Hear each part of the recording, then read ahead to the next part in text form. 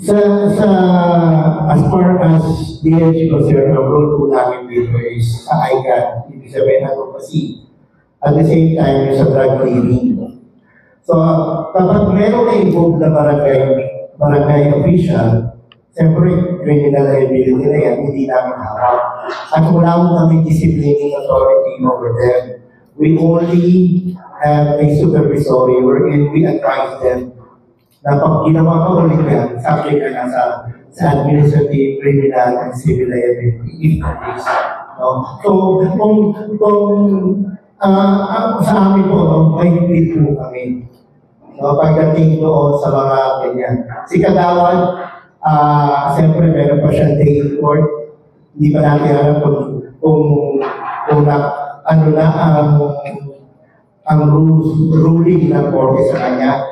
So, sa ngayon, suspect pa rin siya. Diba? So, we have no right na magkaroon ng mindset namin na criminal agad siya. Pero sa amin po, since may indicator niya, red flag na yan, so, hindi ko lang po sa munisipyo yan, and we will engage the mayor. Since the mayor is the supervisor of all the barangay, I-advise po si mayor na talagang matayan yan. Kasi kung marami pa rin yan, baka magkaroon ng problema because of administrative supervision over the barangay ay naking mayor. Okay. Because of this sunod-sunod na incident po, sabi po natin na alarming na ito ngayon dito sa Western Visayas. Hindi naman, kasi kung kayo po siya, as you all know, ang kami-meeting ko lang po with PDEA and TNT yesterday, nag-report with Mayor Raisa. No? Nagkaroon kami ng meeting because sa lahat ng province na Aklan, Antique, Capiz, Guimaras, ano ba? Iloilo, and Iloilo City. Yung lahat ng mga province po yun, karamihan po doon 100% to 90%. Ayan. Para sakto. As of October, ang Aklan po is 100% drug clear. Ang Antique po, 100% din po, no? And Capiz is 93.66. Ang Guimaras is 100%. Ang Iloilo po is 99.65. And siyempre po, being an HUC, Iloilo City is 53.89. Pero increasing po yan ng clearing.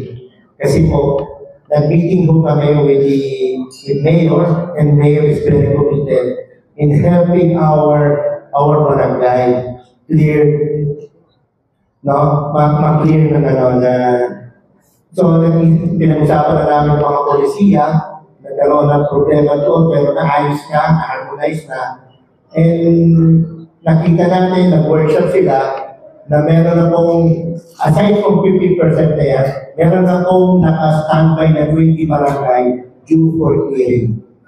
So, Iloilo City, under the steward of Mayor Raisa, is now committed na ma-increase yung clearing na yun. At yun na po yun. Ganun kaseryoso po. Then, ini-engage agad namin na Mayor. You've mentioned already na yung Iloilo ay nasa 99.9% na. Province. Ang province of Iloilo po ay 99.9% na drug cleared. And yung public po natin, kasi nilabas namin to, sinasabi na parang ang dami pa din na drug bypass operation dito. And hindi makapaniwala sa ganitong stand natin. Ano reaction already? Okay. Para maintindihan niyo po, ang basihan ng drug clearing is the report given by the Barangay Anti-Drug Abuse Council. Kung fully functional ang bagat natin, meron po silang mga miyembro na mga auxiliary. Sa bawat pulok, may 25 at least a member. So kung ang isang barangay, dapat at least 400 ang auxiliary nila, hindi sa malakihan. Pero unfortunately, hindi naman lahat ng barangay ganon katindi ang mga auxiliary.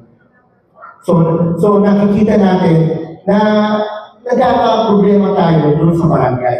So kaya nga focus kami sa barangay, sa governance, para maging functional talaga sila.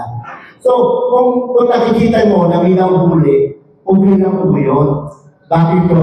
Kasi po, yung mga na-certified na drug cleared, meron pong date yan. Kunyari, October 1, you are not cleared. O, yung cleared na yon, ay, ano yun, base dun sa report ng interagency, yung police at PDEA, intel nila. Nag-uusap sila yan eh. Then bibigyan nila ang listahan sa barangay. Ang barangay mo ang magkakaroon ng CBDRP, i-clear nila, at pag may yung high value, police po.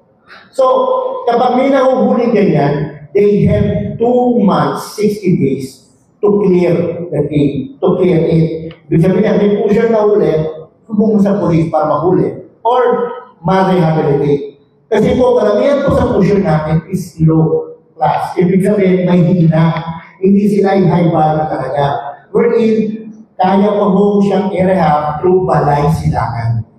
So, doon po yun. Kasi nag-usap po kami, bakit po ihahalo ang pusher doon sa mga jail? Ilang medyo may problema tayo. So, meron pong special na rehab center na hindi sila nakalagay sa jail. Doon po sila sa balay silangan. At since bago po yung RD namin, RD ng PDEA, pagkaupo niya, nire-validate lahat. Lahat nire-validate. Kasi nga, siyempre, marami na rin pinakikinggan kayo ng PDEA. Nire-validate po namin yan. Ngayon po, ganyan kapal yung 4C video po ngayon na ako. Yung ibig sabihin na validate na. So, yung 100% aklan, nire-validate yun. Lahat po nire-validate. Kasalukuyan po kami ongoing po yun na revalidation. May representative po ako doon sa regional validation. RD, if may figure na po tayo ngayon, ilan na lang po na barangay sa Western Visayas yung hindi pa po track cleared?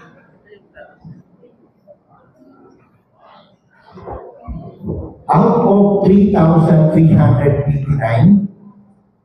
ang total cleared barangay is 1,963 as of October 2025. And the total drug-free barangays is 1,307. Iba po yung total cleared na meron na na-clear. Meron pong talagang nag-validate kami, wala talaga. Yun. So, yun yung 1,307. Ang remaining to be cleared is 119. No?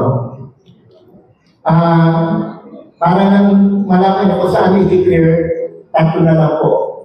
Pero hindi ko sasabihin ko ilan kasi may chance na lang. Pero sa Capiz, sa Iloilo, and Iloilo City. Doon po yung ongoing pag-clear ng mga barangay. So, dapat naman, di ba, may nahuli pa ako. Yun po yung subject for revalidation. Yes. Last question sa topic po na drugs, Exciting namin yung topic. May nasangkulan na po ba tayo as to the administrative case po sa mga barangay officials natin? Binabalik ko din sa iyo ang nililiwanag ko, ang DLG is not disciplining authority. So wala kaming nasasangkulan talaga.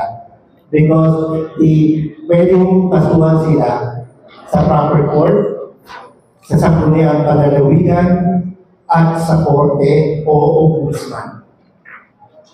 Thank you. Dahil sa tanong nyo, magtatanong na po kami doon sa mga korte na yun. Okay. Thank you, Mr. Nelson. Now, let's proceed with Daily Guardian to be followed by P5 News FM. Then we go back with Barkadahan Singh. Hello. Good morning, RJ from Daily Guardian.